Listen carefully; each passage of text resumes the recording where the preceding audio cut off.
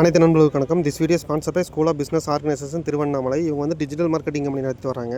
இந்த கம்பெனியில் part time ஜாப்பாக வேலை செய்ய விருப்பம் இருக்கவங்க இந்த ஸ்க்ரீனில் வாட்ஸ்அப் நம்பருக்கு வாட்ஸ்அப் பண்ணுங்கள், வேலைக்கு ஜாயின் பண்ணிக்கலாம்.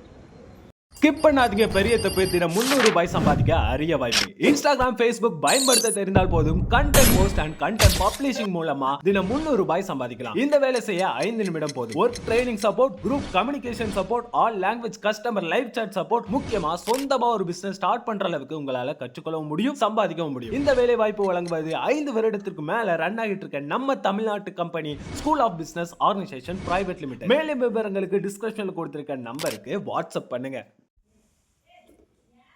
இப்போது நீங்கள் இந்த வீடியோவில் பார்த்துட்டு இருக்கிறது பார்த்தீங்கன்னா பாய்லர்ஸ் யூஸ் பண்ணிகிட்ருக்கு. அதே மாதிரி கம்ப்ரஸரு, இது மாதிரி நிறையா யூஸில் இருக்கக்கூடிய ப்ரெஷர் கேஜிங்க. என்ன ப்ரெஷர் கேஜி, இது என்ன ஒர்க்கு, இது என்ன மெட்டலு அப்படிங்கிறது வந்து வாங்க வீடியோக்குள்ளே போகலாம். இப்போ வந்து நீங்கள் பாய்லர் பார்த்துட்டு இருக்கிறது பாய்லர்லேயோ இல்லை அதாவது நீங்கள் ப்ராசஸில் தேவையான அதாவது நீங்கள் ப்ராசஸுக்கு தேவையான இடத்துலலாம் நீங்கள் ப்ரெஷர் கேஜ் வச்சுருப்பீங்க. அது வந்து ப்ரெஷர் கேஜ் வந்து நிறைய இடத்துல யூஸ் ஆகுது. வந்து பாய்லர்ஸில் ஸ்டீம் லைனில் யூஸ் ஆகுது. அது இல்லாமல் வந்து கம்ப்ரஸரு, இந்த மாதிரி நிறைய ஏரியாவில் வந்து இந்த ப்ரெஷர் பார்க்குறக்கு செக் பண்ணுறது தான் இந்த ப்ரெஷர் கேஜ். இந்த ப்ரெஷர் கேஜ் இந்த எப்படி ஒர்க் ஆகுது, இது எப்படி பார்க்கணுங்கிறத வந்து நான் சொல்கிறேன். நிறைய பேர்த்துக்கு வந்து இந்த ப்ரெஷர் கேஜ் வந்து பார்க்க தெரியாது. அதனால் வந்து என்னென்னா நிறையா பிரச்சனைகள் உருவாகும். ஏன்னா இந்த ஏன் பிரச்சனைகள் உருவாகுங்கிறதுனா பார்த்தீங்கன்னா, உங்களுக்கு ஏரோ இப்போ இல்லை ஸ்டீமோ எவ்வளோ கரெக்டாக அக்யூரேட்டாக கொடுக்கணும், அந்த இடத்துல வந்து அதுக்கு மேலே கொடுத்தா பிரச்சனையாகும். அந்த மாதிரி இடத்துலலாம் பார்த்தீங்கன்னா நீங்கள் டேஞ்சர் ஜோனில் தான் இருப்பீங்க. அந்த மாதிரி இடத்துல நீங்கள் வந்து இதை வந்து எப்படி ஒர்க்கிங் பண்ணுறதுன்னு தெரிஞ்சுக்கணும் முதல்ல. அதனால தான் உங்களுக்கு இந்த வீடியோவில் வந்து எப்படி இது பார்க்கணும், அப்படி பிஎஸ்ஐனா என்ன, கேஜ்னா என்ன உங்களுக்கு சொல்கிறேன். அதாவது ஒரு கேஜிக்கு எத்தனை பிஎஸ்ஐ அப்படிங்கிறதெல்லாம் இந்த வீடியோவில் வாங்க நான் தெளிவாக சொல்கிறேன். இங்கே வந்து இப்போ பார்த்தீங்கன்னா 0 to 7 கேஜில் நான் எடுத்து வச்சுக்கிறேன் இந்த ப்ரெஷர் கேஜ். சரிங்களா? 0 to 7 கேஜின்னு எப்படி சொல்கிறீங்க அப்படின்னு பார்த்தீங்கன்னா, இங்கே 0 இருக்கா, இங்கே 7 இருக்குது. சரிங்களா? இப்போ 1 கேஜி, இப்போ 1 கேஜ் இருக்குது பார்த்தீங்களா, இங்கே வெளியே இருக்கிறது பிளாக்ல இருக்குது பார்த்தீங்களா, இது எல்லாமே கேஜிங்க. சரிங்களா? இதே வந்து உள்ள ரெட்டில் இருக்குது பார்த்தீங்களா, இது பிஎஸ்ஐ. உங்களுக்கு தெரியிற மாதிரி பார்த்தீங்களா பிஎஸ்ஐ, ரெட்டில் இருக்கிறது பிஎஸ்ஐ, இது கேஜி. சரிங்களா? ஒரு கேஜினா என்ன, பிஎஸ்சினா என்னங்க அப்படின்னு கேட்டிங்கன்னா, ஒரு கேஜிக்கு 14 பிஎஸ்ஐ. சரிங்களா? ஒரு கேஜி இருக்குதுன்னு வச்சுங்களேன் ஸ்டீமு, ஒரு கேஜி அளவுக்கு ஸ்டீம் இருக்குது, இல்லை ஏர் இருக்குது. ஒரு கேஜிக்கு எத்தனை பிஎஸ்ஐ தம்பி அப்படின்னு கேட்டாங்கன்னா 14 பிஎஸ்ஐ. இது வந்து தெளிவாக நிறைய பேருக்கு தெரியாது. இதை வந்து மனசுக்குள்ளே வச்சுக்கோங்க. 14 பிஎஸ்ஐ. சரிங்களா? அக்யூரேட்டாக பார்த்தீங்கன்னா 14.2 இருக்கும். நீங்கள் 14ன்னு சொன்னாவே ஓகே. சரிங்களா? இப்போ இங்கே பார்த்தீங்கன்னா எண்ணுங்க. இப்போ 1, 2, 3, 4, 5, இங்கே 10. சரிங்களா? இங்கே வந்து 10 தானே இருக்குங்க சார், இங்கே ஆப்போசிட்டில் எவ்வளோ இருக்குது அப்படின்னு பார்த்தீங்கன்னா, இங்கே இதே மாதிரி எண்ணி பாருங்கள். இங்கே இருக்குது 2, 4, 6, 8, 10, 12, 14 இருக்கும். ரொம்ப அக்யூரேஸாக பார்க்கும்போது உங்களுக்கு நல்லா தெரியும் இது 14 பிஎஸ்சி அப்படின்ட்டு. சரிங்களா?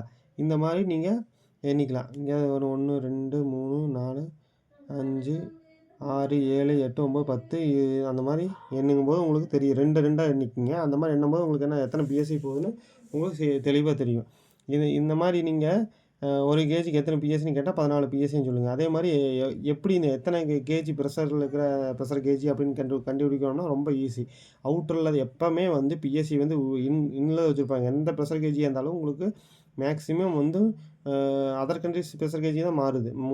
முக்கால்வாசி இந்தியாவுக்குள்ளே இருக்கிற எல்லாமே உள்ளே இருக்கிற ரெட்டு வந்து பிஎஸ்சியில் தான் இருக்கும். அவுட்டரில் இருக்கிற வந்து தான் வந்து கேஜியில் இருக்கும். சரிங்களா? இப்போ 0 to 7 கேஜி, 7க்கு பார்த்தீங்களா 7 கேஜி. சரிங்களா? எத்தனை பிஎஸ்ஐ இருக்குது அப்போது? இப்போ நீங்கள் 0 to 100 பிஎஸ்சி, 100 பிஎஸ்சி வரைக்கும் இது இந்த ப்ரெஷர் கேஜியில் காட்டும். இதுக்கு மேலே காட்டுமா காட்டாதான்னா காட்டாதுங்க. ஏன்னா இதுக்கு மேலே நீங்கள் கொடுக்குறது இந்த ப்ரெஷர் கேஜி போயிடும். ஏன்னா 0 to 7 உங்களுக்கு வந்து எவ்வளோ ப்ரெஷர் கேஜ் யூஸ் பண்ணுறீங்க ப்ராசஸில் அப்படின்னு தெரிஞ்சுக்கிட்டு இந்த ப்ரெஷர் கேஜி வாங்குறது நல்லது. ஏன்னு சொல்கிறேன்னா, நீங்கள் வந்து தேவையே இல்லாமல் இப்போ 7 கேஜி நான் வச்சுக்கிறேன்னு வச்சுக்கலாம். இந்த ப்ரெஷர் கேஜியில் நீங்கள் வந்து 20 கேஜி யூஸ் பண்ணிகிட்டு இருக்க இடத்துல கொண்டு இந்த 7 கேஜி கொண்டு போய் போட்டிங்கன்னா என்ன ஆகும்னா, இங்கே 20 கேஜி சர்ன்னு வேகமாக ஏறி வந்து இங்கே பார்த்தீங்களா இந்த முள் இங்கே ஒரு ஸ்டாப்பர் வச்சுருப்பாங்க.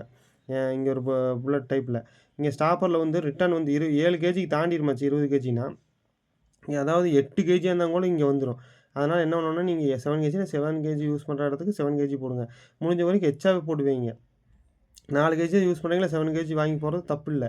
ஏன்னா எச்சாக்காதுன்னா ஒன்றும் பண்ணாது. அதுக்காண்டி கம்மியாக காட்டிடுவோம் அப்படின்னா அப்படிலாம் காட்டாது. என்ன இருக்கோ அதை தான் காட்டும்.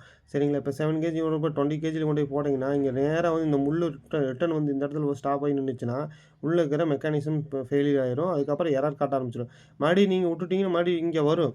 ஆனால் 0வில் வந்து நிற்காது. ஏன்னா உள்ளே வந்து பிரச்சனை வந்திருக்கும். ஸ்டாப்பர்லாம் ப்ராப்ளம் வந்திருக்கும். ஸ்டாப்பரில் தேய்மானமாக இருக்கும் போயிடும்.